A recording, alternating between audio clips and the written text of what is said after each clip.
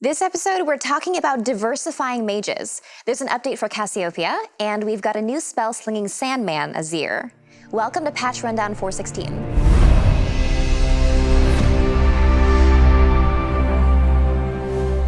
Hey guys, Miss Pudding here to walk you through the updates in the Shurima patch. Today we'll be talking about mages and giving each one a more unique identity in terms of gameplay and strategy. Click on the links here if you want to skip ahead. First up is Azir, a sand mage who summons soldiers and revives turrets for amazing zone control. The upcoming champion spotlight will have the full details and show off his auto-attack-based playstyle. Next up is Cassiopeia, with a gameplay and visual update to make her more new hotness and less old and busted.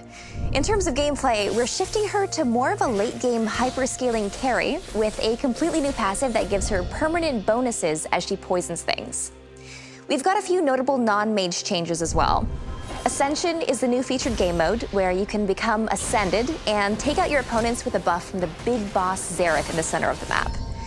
Renekton has a shiny new texture update, and we're giving Vayne, Poppy, and Gnar more opportunities to bash enemies into player-made terrain. Keep an eye out for Jarvan's Cataclysm, Anivia's Wall, Trundle's Pillar, and Azir's Ultimate. All right, that's it. Check out the patch notes for the full details. Today we're going to have a very design-focused discussion about mages, so I'm joined by three designers. Scarizard from Live Gameplay with a banana stash, Xenon from Champion Team, and Scruffy from Champion Updates. Hi there. Why, hello. Hey. We got some of the worst designers Sorry, available. the banana stash really threw me off for a moment. Yeah. So let's start off with Azir, new champion with this patch. Tell us a little bit about him. What inspired this champion concept? Right, so Azir, the Emperor of the Sands, is an archetype that basically we've wanted in the game for the longest time. He's the Sand Mage. Like, if we only ever do one Sand Mage in League of Legends, this is what we think he should be. More specifically, he raises soldiers out of the sand and commands them around.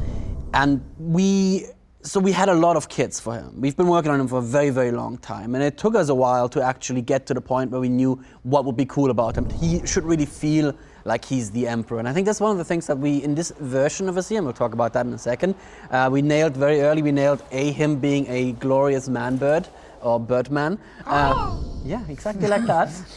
And the other one is that feeling of being the Emperor and like telling your dudes, go there, stab that guy, stab that guy. That was supposed to be the VO, stab that guy, but then they were like, the order is given. Yeah. Sick him. Yeah. So why did it take so long to make Azir? Yeah, it did actually take us a while, and this is not abnormal. We very often have things where like, you know what, that's a great concept. We really want to make this guy, maybe not this kid.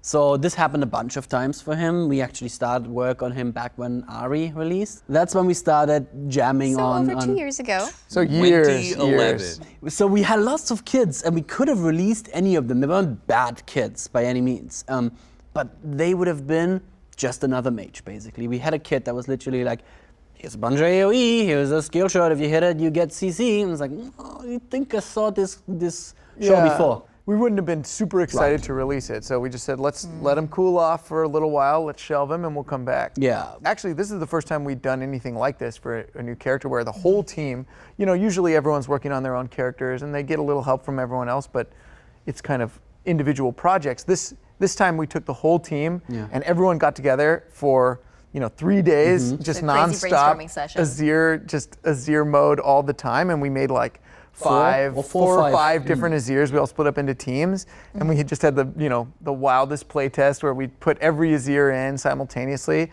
and we were looking for like what can this guy be? What amazing things can he do for the game? Yeah.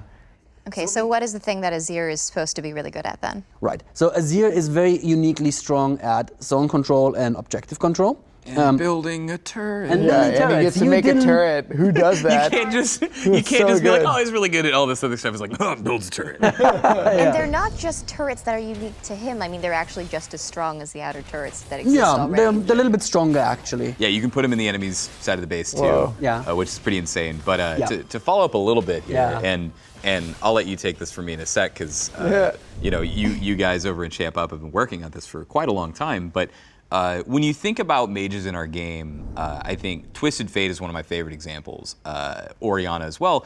These are mages that kind of appear randomly throughout the course of a competitive season and almost for no reason at all, right? Like sometimes it'll be like, oh, a champion was buffed and we'll see them played, right? But TF and Orianna are very much like, what does the environment look like? What are they being played against? I really want the global pressure of Twisted Fate kind of play more of a support role for my other champions to really hard carry rate, has a stun, very low cooldown, very powerful. So champions that have really unique things about them instead of just like, oh, they're very strong, right? Yeah. Basically, I think what we're getting at here is Azir had to kind of pass this trial of like, is he going to be unique enough? Are you going to be able to think, does he bring something to the game that no one else brings? And in fact, right, I mean, he builds a turret out of the ground. And we even had Snoopy playtest him. We had Snoopy in the office the other day. He just looked at the cage, he's like, oh, that's cool, that's interesting. And I show him my passive, and he just looks at me, he goes like, you're breaking the game decline. Which is both scary, but also kind of the sign you're doing things right. Yeah. When everyone's like, oh, okay, all right, I'm seeing the kit, and then there's the thing where they're like, no. But so That's the best part. Yeah. And I'm sure as the person working on it, you've to no end happy, but that's what makes him really unique. And Yeah. I would want to pick him so that I could build team comps around right, face exactly. sieging. And so part of me kind of coming back around to it and thinking, if you look at our champion design over the last year and a half, right? Like Thresh Lantern, Windwall, even Gnar's, the idea that he can't really control his ultimate, right? That he's very contextual on how you play him, is we really want to be pushing our champion designs to the outer limits. We really want to be bringing in kind of the craziest things. And so when we look at Azir, right, an Emperor who creates soldiers and armies out of sand, it's like, well, if we were ever going to make a turret in League of Legends, which I think is something we thought and think we want to do, this is going to be the guy to do it. And so, as with all things, like we'll have to nerf it if it's strong, we'll have to buff if it's weak, but I think we're really fully behind supporting this level of crazy for Azir, because it's really what's going to set him apart. This is a thing that we try to do for all champions. We try to do this for new champions, but also for existing champions. We try to find one thing that makes them unique. So how do we do that with an existing champion? I mean, it can vary case to case, right? And sometimes you have characters that are like, 70% of the way there and they already have a strong aspect and we just need to go farther with it. Like looking at Cassiopeia, who's also in this patch, right? It did take a little bit of thinking and a little bit of new additions to the kit, but she actually as a character was totally built and set up to be this perfect,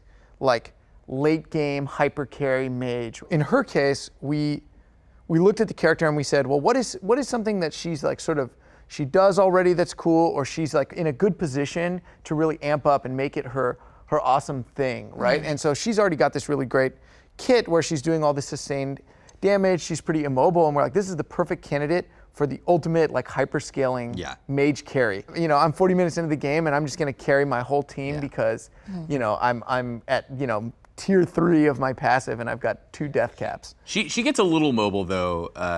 She has the move speed on the Q. She actually ant a little bit.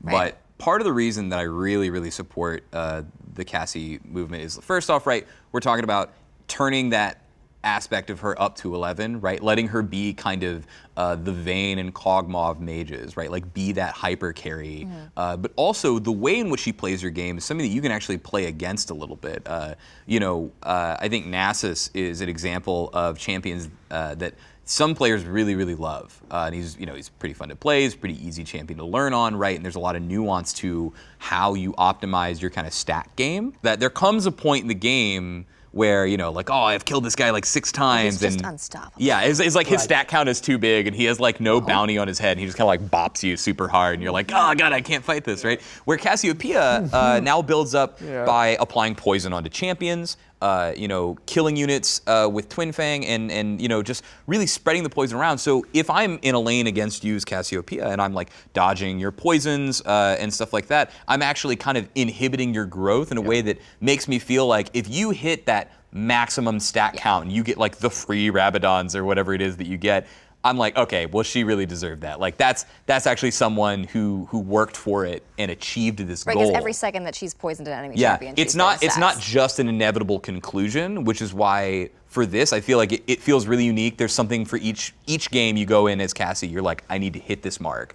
This is where I want to go. The reason that pattern is actually really cool to play against is because you do the thing that you already want to do, which is like not stand in the poison. Yeah. That is already the best thing to do. I'm like, oh, I'm smart. I'm so smart. Look at me not getting hit by so like poison. when you pick Cass though to build a team comp, and with this rework, the bonuses that she's getting are all passive. You know, they're just something that's like, oh yeah, she just has a lot more stats now. Yeah. I mean, that doesn't really change necessarily how she plays or like what she was purposed for. Well, I guess if you were trying to build a team around a character like this, you taking into consideration a few things, right? She is, needs to get to that late game potential to really win the game, right? That's the strategy you're building into. So you're going to play more defensive. Your jungler is maybe going to pay some more attention to like helping her have a safer or more protected lane phase.